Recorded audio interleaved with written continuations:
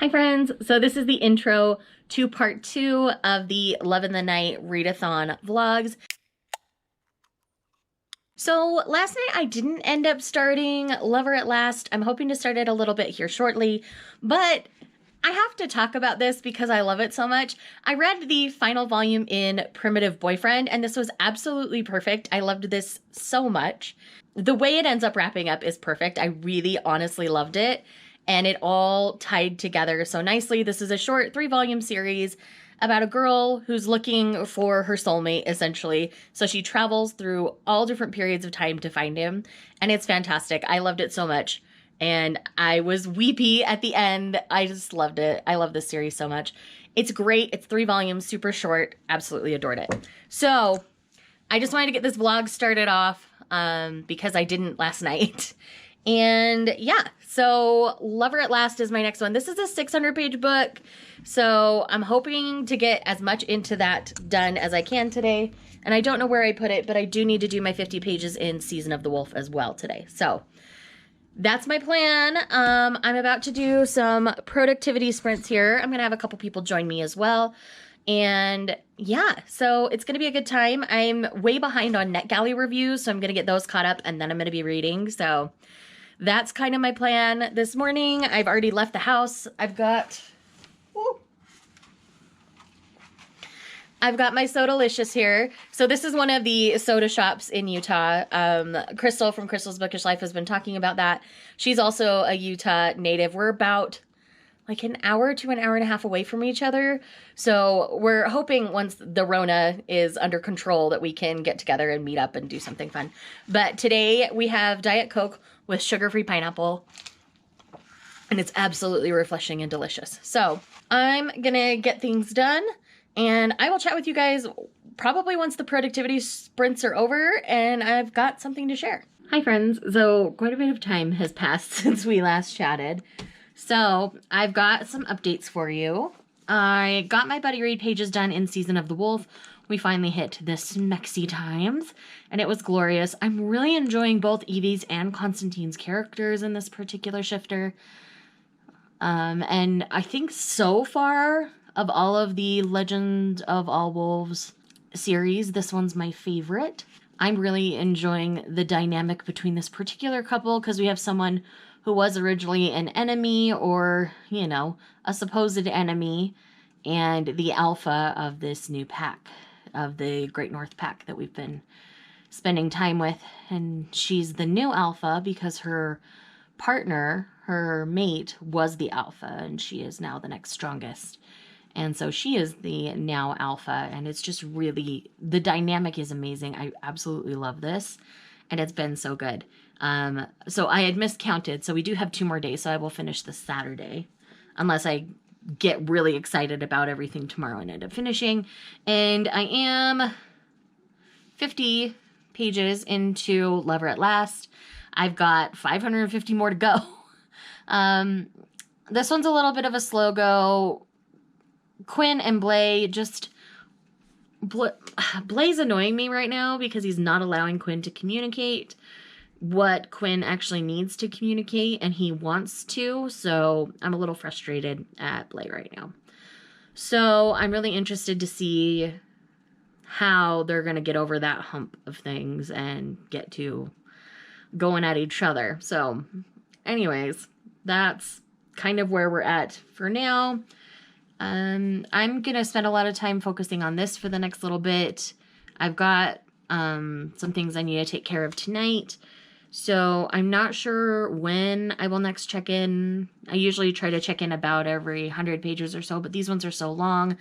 And at this point, we know so much about these 2 characters that I'm not expecting too many new reveals. I'm expecting this to have a lot of the bigger world going on. I feel like we're spending a lot of time. I think I've already had 2 chapters where we've had Trey. Dear Easy, I say Trey, but like we've already had 2 from his perspective, so they're probably setting up a book for him soon.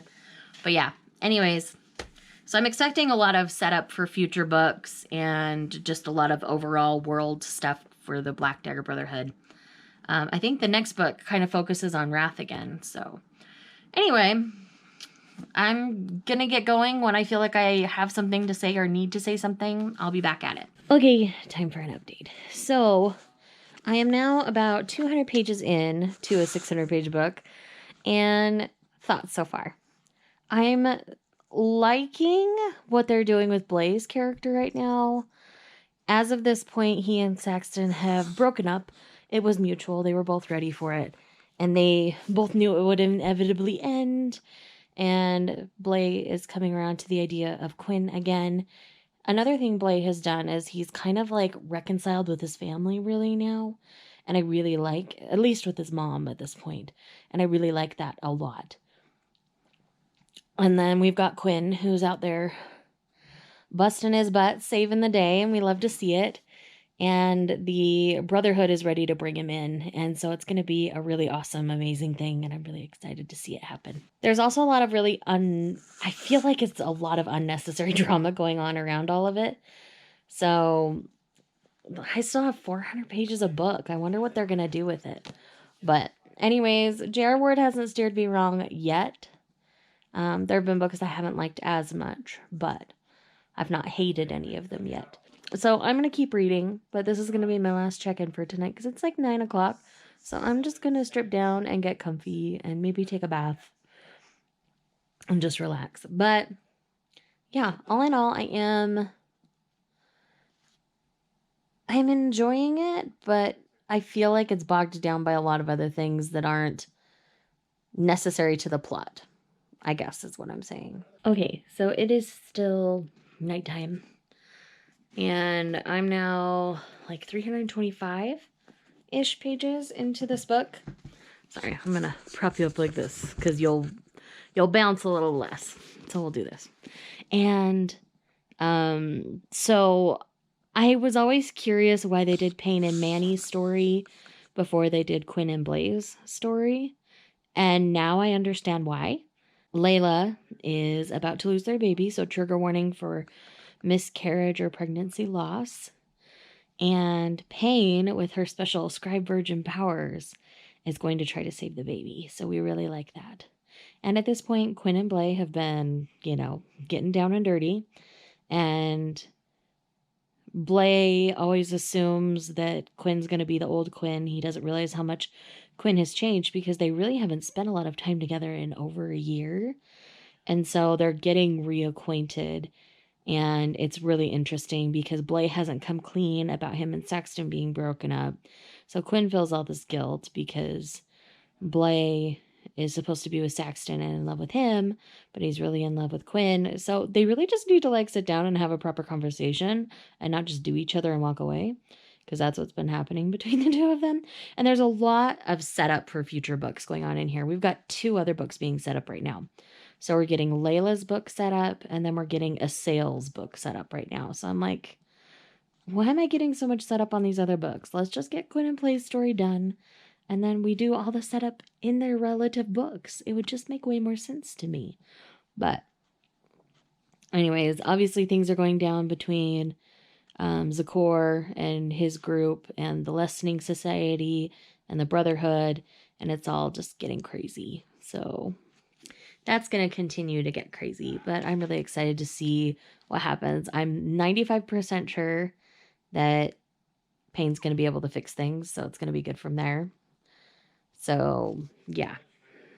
It's going to be interesting to see what happens from here. Hi, friends. Good morning. So we are on day 6 of this readathon. I got a lot more reading done yesterday than I initially thought I would.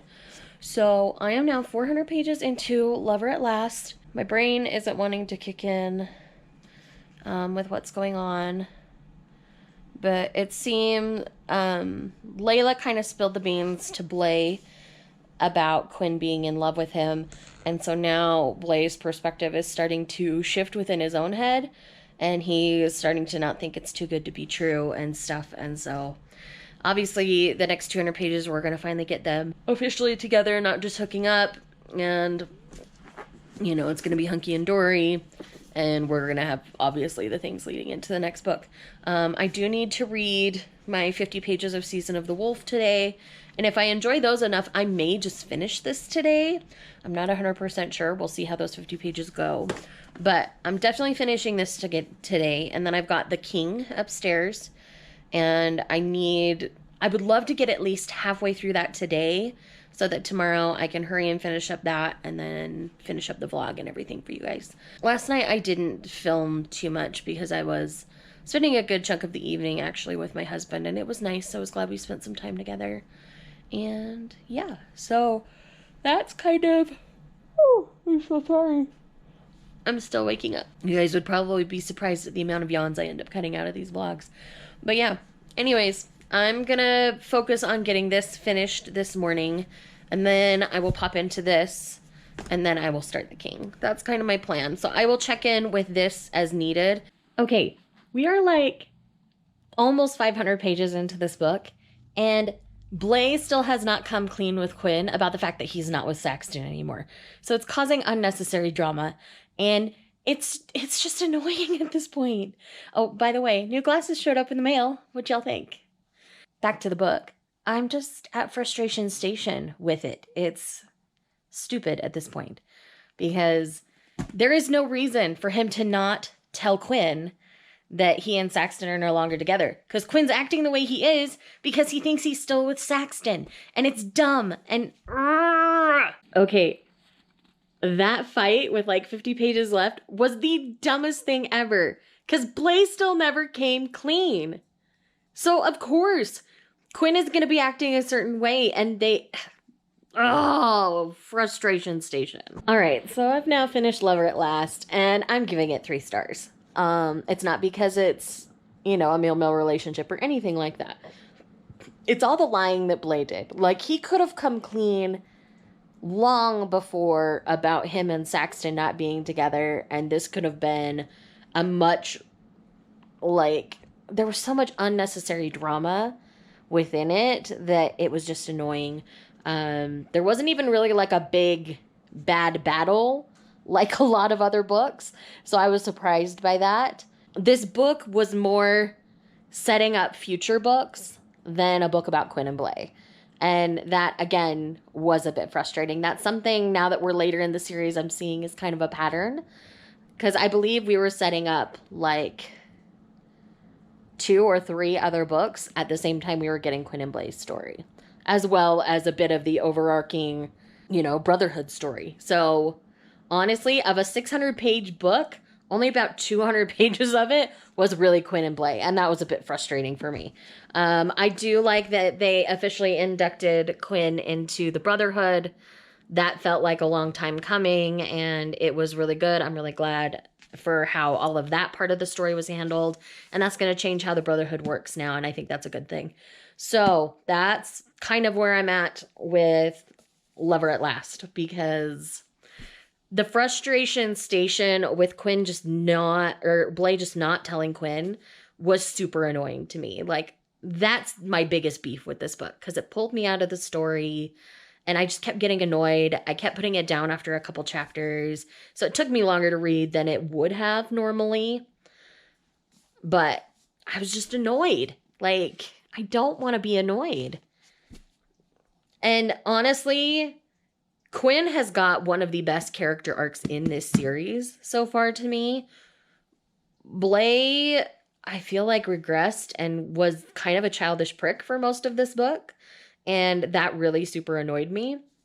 So I love what's happened to Quinn, and I didn't love Blay's choices. I felt like they were selfish and that they were childish. And I mean, I know they're young. I mean, they're only like 20 or something in this series, something like that. I just did not end up enjoying it as much as I wanted to. I was really looking forward to it. This book has been forthcoming for like 5 books now, and it definitely didn't do things I expected it to, and it was just frustrating. So finding Quinn's brother, though, like, that was really interesting. And I wonder if Lucas gets a book later, because honestly, Lucas is going to go through his own growth and stuff from the way he treated Quinn early on.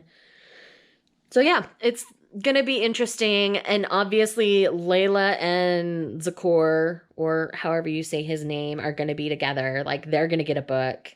And then Trey's getting set up for his book. And are they gonna bring I Am into that relationship too? So it's like a trio? I would thrive on that. I'm totally like Boo Boo the Fool speculating here, because obviously I don't know. And then we've got, oh yeah, so there were 3 couples that they were setting up, because a sale's clearly getting set up with Sola. Like, all of that. Like I said, we were building 3 other books within this book. This book could have been way shorter.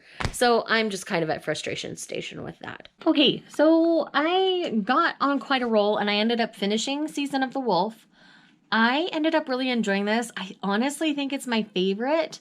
Though the romance is a little quieter in this one than in previous ones, I do think the story overall was the most fluid all the way through. I really enjoyed the growth on both our characters' parts, and it all really fell together really nicely.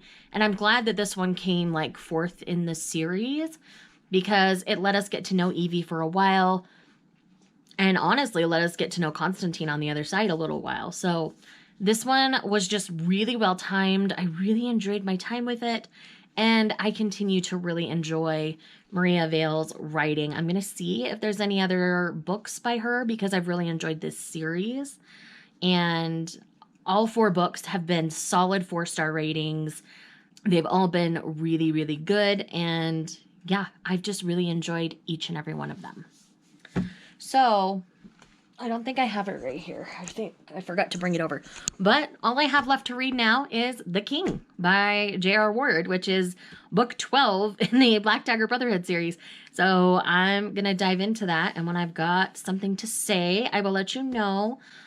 Izzy's going to be hosting some sprints tonight. I may join her at the very least in the comments, if not actually on stream. So that's the plan for me. I believe I'm going to join her on stream, if my brain remembers what I said right.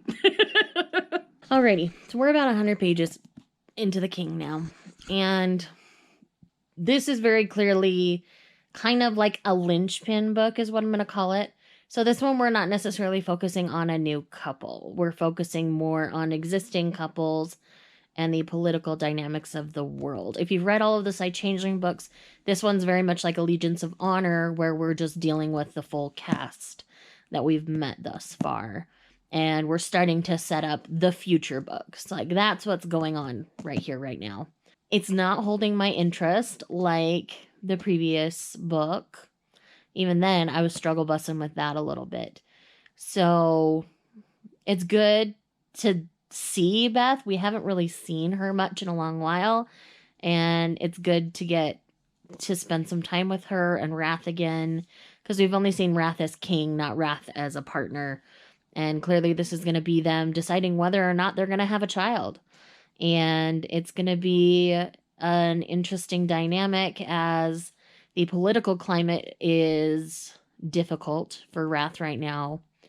And there are people within their elites that would not be okay with a half-breed, a not pure blood king in future. And so people are thinking to dethrone Wrath. And there's just all sorts of political maneuverings outside of the Brotherhood right now that are happening, that it's clearly setting up the next phase of this series, which will focus a little less on the Brotherhood, unless Zakor's group ends up absorbed into the Brotherhood, which I could see happening depending on what's going on. So I'm really interested to see how things are going to go. My gut says Wrath may have to take a second wife. I don't know, though. That'll be a debate to be had. And it's going to be interesting to see what happens.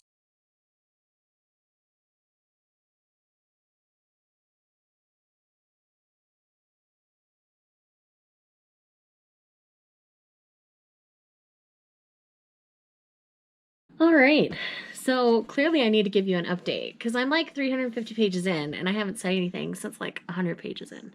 So when it comes to this book, it's definitely a full cast book. It's definitely political machinations, and it's definitely setting up the next part of the series. So, the biggest main conflict, I guess you could say, going on here is Beth and Wrath. Beth wanted to have a child. Wrath did not because of something in his past. And I believe it's related to his parents, if I remember correctly. Either way, he was very against it. And, you know, he talked with Beth finally about it. He got some other information from other people. And, you know, Beth did her own searching and she was okay if he wasn't ready yet, even though that's what she wants. And she came into her needing and he's like, nope, I'm really okay with this. Let's try. And Saxton, the lawyer, found out that his own father is trying to take out Wrath through Beth because Beth is not a pureblood vampire. And so to them, Wrath is no longer a viable king because he hasn't kept the bloodlines true, blah, blah, blah. Very like white privileged male personality in their vampire world kind of situation is the easiest way to describe how he feels. Like he's not even okay with his own son who happens to be homosexual and some things like that. So it's really interesting. I'm enjoying it, but not as much as I hoped I would at this point in the series. I mean, with like Side Changeling, I kept enjoying it more and more and more as each book came along. But I feel like the last 2 books have been 3 stars, and this one's kind of like a 3.5 star as well. So I'm just kind of disappointed. I had kind of heard at this point that it just kind of like levels out and they aren't as good. But I'm hoping there's a lot of setup for the next couple books, and I'm really hoping that one of those jumps out and surprises me. But yeah.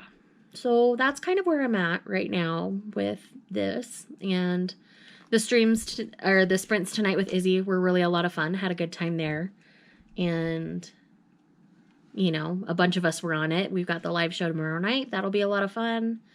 And yeah, so I think I'm just going to spend a little more time reading tonight. I'd like to get as far as I can in this today, just so I can easily wrap things up tomorrow.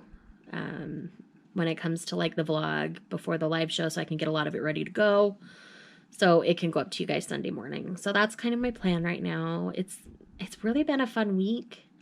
I was worried I wasn't going to get through these Black Dagger Brotherhood books, but they're going quicker than I expected them to, so that's good.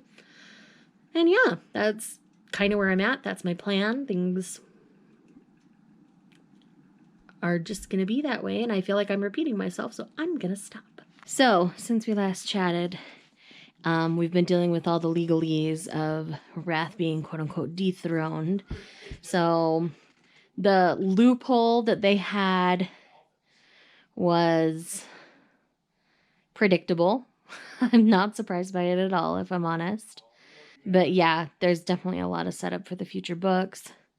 I do like that there's someone willing to let the king know that they weren't okay with what the Glimera was doing, and you know, the selfish Glimera.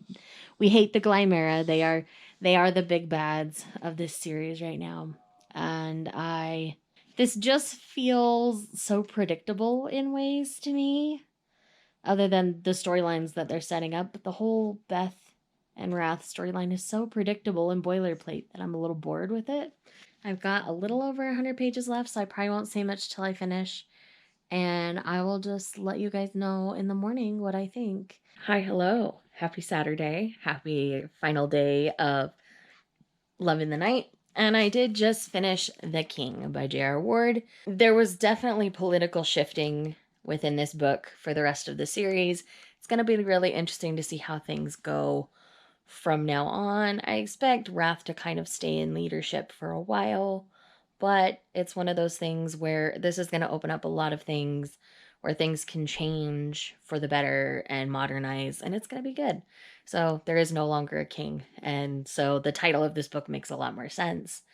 Originally, I thought it was just because, you know, Wrath was being targeted still. And Zakor's made his deal. Obviously, we'll get his book with Layla later, but I have a feeling there are some other things we're going to get before that. And again, we've been setting up like 3 other books while we've been doing this. So, all in all, I think I'm going to give it 3.5. I mean, the whole pregnancy book was fine. And, it's all good. I don't know. I think I would have rather moved on to one of the other romance that they've been setting up these last 2 books.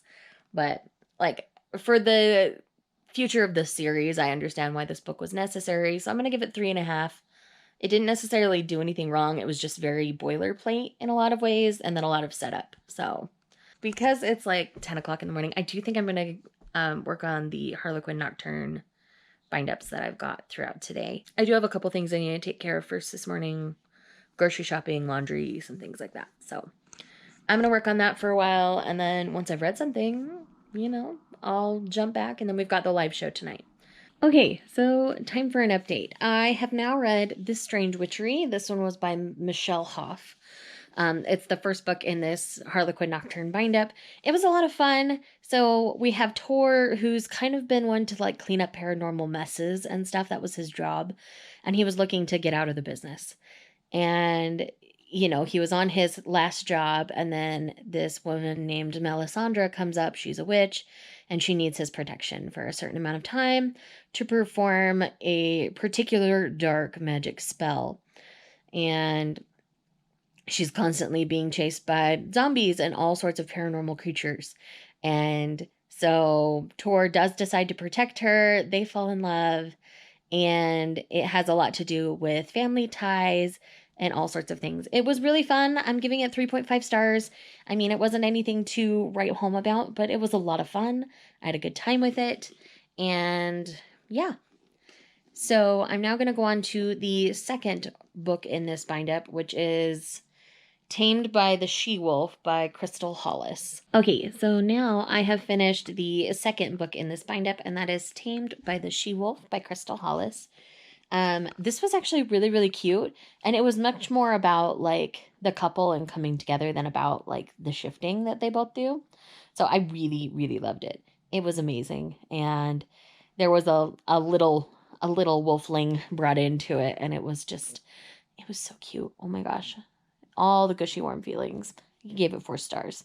So these bind-ups usually have pretty decent ones in them. I really enjoyed both of them. They went really, really fast. It's like 1:30, 2 o'clock now, something. I want to say it's 2-ish. I don't know exactly. But I had a great time. This was so fun. So fun. And I'm really sad that this little imprint went away. It must not have done very well or something. Because, man, I really enjoyed it. I had a great time. So, from there, I do have one more bind-up. So, since it's still pretty early in the day, I think I'm going to dive in. So, we've got 2 different wolf stories in this one. We've got Visionary Wolf and Code Wolf. So, yeah, let's do this. One thing I forgot to mention about Tamed by the She-Wolf that was really cool. I can't believe I forgot to mention this. He was serving in, like, their equivalent of the military. And, well, like a subunit, they call them wolfmen. And they're not supposed to take mates or anything. And he actually got injured in an incident, and so he had a prosthetic leg. And I thought the way they handled that was really well done, in my opinion. I mean, I can't speak from personal experience, obviously, but I did think it was well handled, and yeah, it was just really good. Okay, and I just finished Visionary Wolf, and it was actually really sweet. It was good as well, and I like that this one took place over a significant amount of time. It's not one of those Harlequins where it only takes place over a couple days and there's like a wedding proposal at the end. This one took place over months, and it was really well done. I really ended up enjoying it. Gonna give it 4 stars. And yeah, it was just a really good shifter romance. I felt like we got enough of everything. We got enough of the romance. We got enough of the plot. It has a military-based plot. He's part of an alpha force, and they were doing some experiments to remain because usually when they shift into their wolf form, they go all wolf. They don't have their human control over their mind. So they were experimenting with an elixir to see if they could remain in a human way of thinking while they were in wolf form. And that was the experiment they were working on. And so obviously somebody wanted the elixir, blah, blah, blah, like that kind of a plot. So it wasn't anything necessarily original, but it was really a lot of fun. And again, 4 stars. Had a good time. So I'm now going to work on Code Wolf. The live show starts in about 2 hours. It's just about 3 o'clock now. So I'm hoping I can have this finished by then. I'm not 100% sure because this one's over 300 pages long. So we'll see. I might finish it up shortly after the live show. But yeah, that's kind of my plan. Okay, friends, so we are at the end of this vlog. This week has been so fun. I hope you guys had fun this week. I hope you enjoyed the vlogs if you weren't participating or the live sprints. And I just hope you really had a fantastic time because I know I sure did. I want to take this moment to quickly, once again, thank all of my amazing co-hosts, Crystal, Steph, Laura, Izzy, and Tamika. You've all been wonderful, and I've loved the opportunity to get to know you better in planning all of this. We have been speaking about potentially doing this again next year. So if you are interested in doing this with us again next year, let me know in the comments down below. And yes, so quickly, I did end up finishing Code Wolf by Linda Thomas Sundstrom, and I'm giving it a solid 4. It was really interesting. It dealt a lot with like the genetics of wolf shifters and wares and all that kind of stuff, all mixed up in fighting vampires and stuff, so it was really fun. And I just had a great time reading it. I really want to find more of these nocturne ones because I've ended up really enjoying all of the nocturne ones that I've read. So I just wanted you guys to know that it was good. If you ever come across one, don't hesitate to pick it up because I've enjoyed all the ones I've read. So anyways, that's everything. And thank you guys so much for checking out this video. You know all the things you need to do. Subscribe, hit the bell, all those good things. And I will see you guys in the next one.